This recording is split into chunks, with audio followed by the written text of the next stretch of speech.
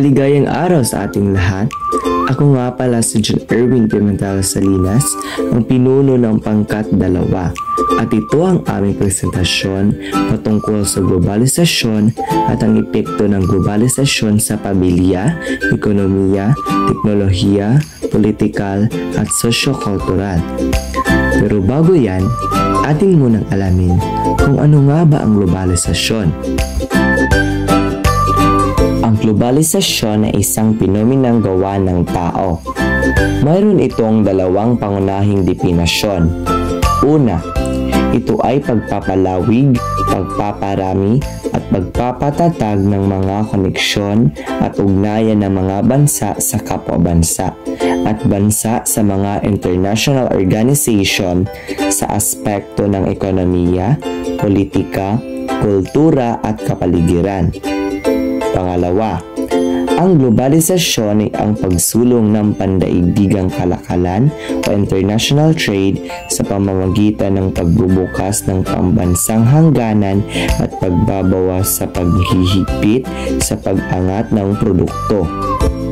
Matapos nating kunan ng definasyon ang globalisasyon, tumungo tayo sa epekto ng globalisasyon sa pamilya. Ang globalisasyon ay nakakaapekto sa pamilya sa usapin ng pagtutulungan at pagkakaisa sa paggawa. Ang globalisasyon o ang pagkakaisa ng mga bansa upang ang mga produkto maging ang mga serbisyo ay malayang maikot ang iba't ibang panig ng bansa. Sa usapang pamilya, ito ay nakakaapekto sa aspetong ng paggawa na kung saan ang bawat membro ng pamilya ay nagtutulong-tulong upang magampanan ang kanya-kanyang tungkulin.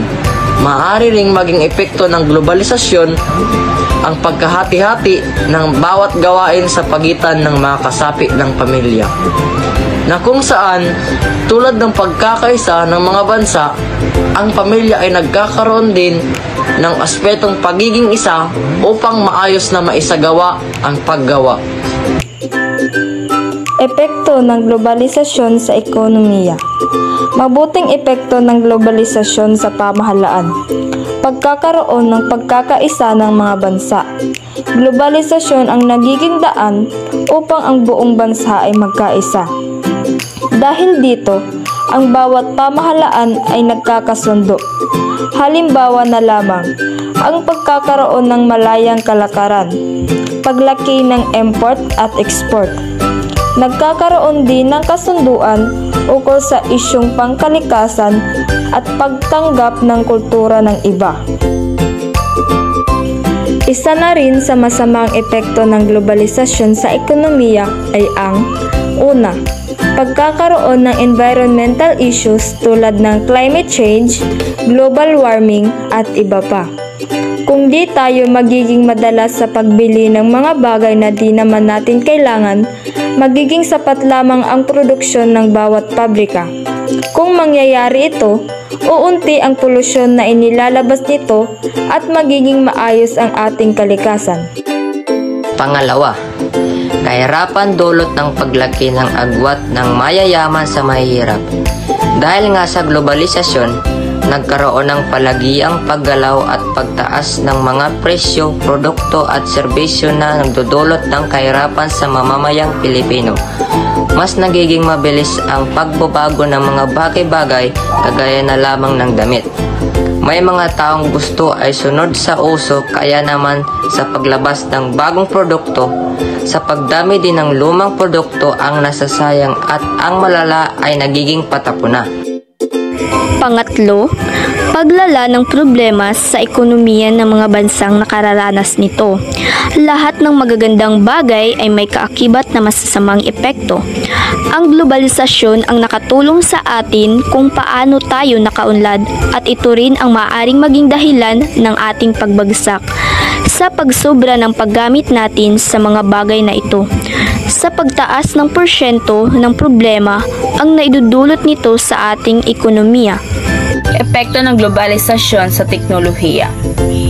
Sa paglipas ng mga taon, ang mga buhay ng mga tao ay nagkaroon ng pagbabago upang makasabay sa makabago at napapanahong bunsod ng teknolohiya sa ating bansa, maging sa karatig at buong mundo. Dahil sa globalisasyon, binibigyang oportunidad na pag-aralan ang mga pagbabagong nagaganap sa loob at labas ng bansa. Sa pamamagitan ng globalisasyon, maaari na tayo makikipagpalitan ng kaalaman sa ibang bansa gamit ang research base o internet, cross-study at open-mindedness. Kaya sinisikap ng buong mundo na ang bawat bansa ay magkaroon ng malayang pakikipag-ugnayan gamit ang mga serbisyo at produkto. Mga maaaring epekto ng globalisasyon sa teknolohiya. Una, laganap ngunit mapang-abusong paggamit ng teknolohiya. Pangalawa, mas hindi nabibigyang importansya ang pinaniniwalaang kabutihan sa mundo dahil sa mga mapanlilang na gamit ng teknolohiya. Pangatlo, paggamit ng teknolohiya upang makapaglibang at hindi makatulong sa kapwa, bagkos ay pangsariling kasiyahan at pakinabang lamang. Ang globalisasyon pampolitika ay ang proseso kung saan ang mga gawain sa pasagawa ng pamalaan at patakaran ay lumipat mula sa pambansang pamalaan tungo sa mga international na organisasyon. Ang globalisasyon ay lumikha ng iba't ibang problema at interes sa pandaigdigan ang kalikasan. Maraming suliranin na hindi na kayang lutasin ng isang bansa ng mag-isa ng unilateral, kaya ang pandaigdigang kooperasyon na multilateral ang kalikasan ay pinili ng isang bansa. Ang pagkakaroon ng globalisasyon sa larangang politikal ay nagbunsod sa paglikha ng mga demokratikong sistema ng pamalaan ng iba't ibang bansa. Ang pamalaan at mga tao sa isang bansa ay nangangailangan ng isa't isa at magkamag-anak, makakuha ng positibong tugon ng gobyerno mula sa mga tao kung maayos ang takbo ng gobyerno. Nagsimula ang panahon ng globalisasyon sa pag-usbong ng iba't ibang mahusay na teknolohiya na nagpadali sa mga tao sa pasagawa ng iba't ibang gawain. Ang mga mabuting epekto at di mabuting epekto sa globalisasyong sosyo-kultural. Unahin natin ang mabuting epekto. Una, napapadali ng globalisasyong kultural ang pamamahagi ng mga impormasyon tungkol sa kultura na mayroon ng isang bansa. Pangalawa, nakatutulong din ang globalisasyong kultural upang magkaroon tayo ng mga bagong pananaw tungkol sa paniniwala at mga kaugalian sa ibang lugar o lahi. At ang panghuli, ang ugnayan o koneksyon sa pagitan ng kultural at bansa ay lalong tumitibay. At sa hinding mabuting epekto. Una, nawawala ang sariling identity ng mga lipunan lalo na dahil sa pag-usbong ng teknolohiya. Pangalawa, dahil sa mabilis na pagkalat ng impormasyon, nawawala ang respeto natin sa ibang lahi. At ang panghuli, nagkakaroon ng panghihimasok sa kultura ng ibang bansa.